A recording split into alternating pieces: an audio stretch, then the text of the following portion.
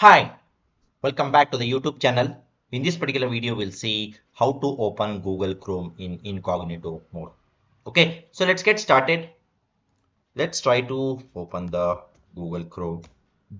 Okay, and suppose if I open the Google Chrome, it will open in a normal way, like whatever if I browse. Suppose if I go to the google.com and if I search for anything like that, for example, if I search for the Indian cricket Indian cricket or something like that. So whatever I search, it will be stored in the history or it will be stored in the browsing history or the caches. Okay. And suppose if you want to open the Google Chrome in incognito mode means, so what you can do is like you can just click on these three dots at the top right corner of the Google Chrome. Once you click on that, here you can see the options called new tab, new window, and the new incognito window.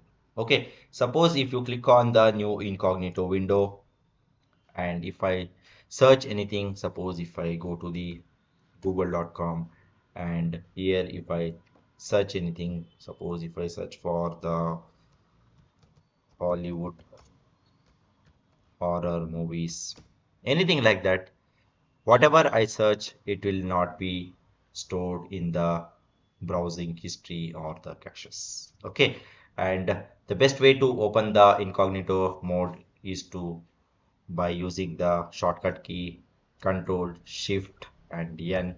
Whenever you press Control Shift and N, it will open the incognito mode Google Chrome.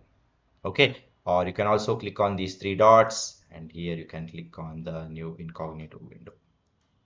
Okay, so this is how you can open the Google Chrome in the incognito mode.